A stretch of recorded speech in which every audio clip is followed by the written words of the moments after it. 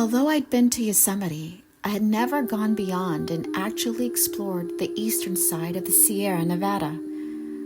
Only a few minutes driving on Highway 395 and I was awestruck, wondering why it had taken me so long. I marveled at the trees, the wide expansive valleys, the snow-dusted mountaintops, the white-spun cotton-dotted blue skies, and the quiet.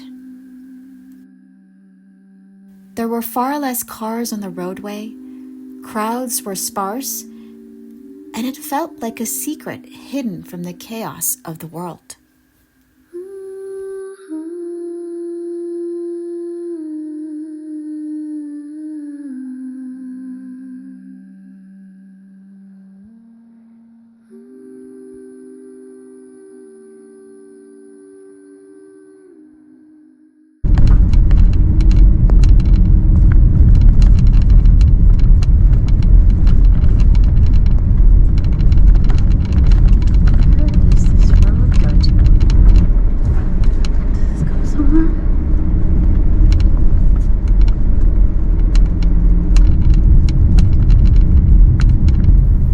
Boondocking here took little to no thought. I would be driving along, spy a dirt road up ahead, veer off the pavement, and within minutes would find a beautiful, quiet, out-of-the-way camping spot to spend the night. This is the kind of road trip I loved. No reservations, no schedules, with vastly more spontaneity than planning. Just a car full of gas and stocked with good food. I was rich in solitude and feasting every day on natural wonders, hiking to countless lakes, dipping into icy water, and then spending an afternoon drying beneath the sun as I read a book. My soul can breathe here.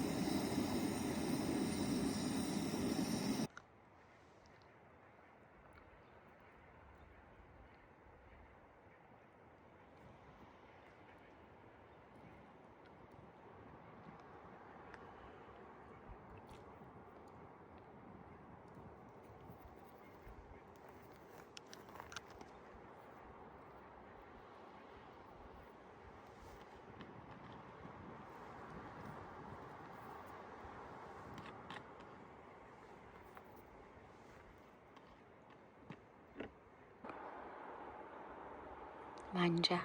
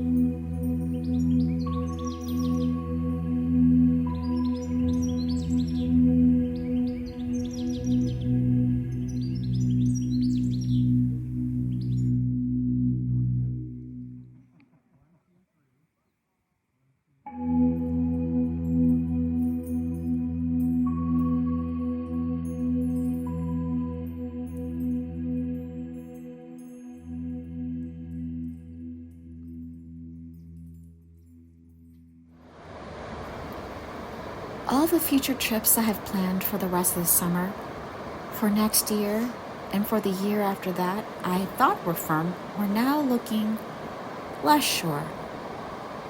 I can see myself returning here again and again, hiking to this shimmering emerald lake or that, finding new spots in the forest to sleep underneath tall ponderosa pines, spending the day reading by a roaring river shaded by slender birch trees.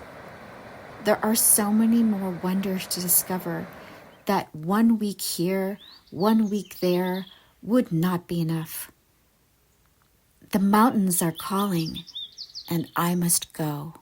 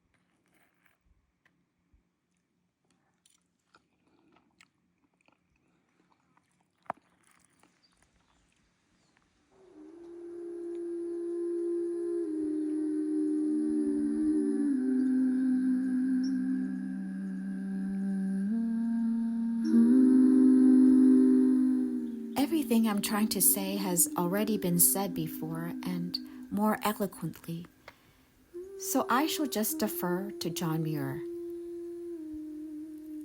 I should like to stay here, but though loath to go, I shall wander back again to this vast, serene, and godful wilderness, sure that I shall find my own heart again within its sacred solitude.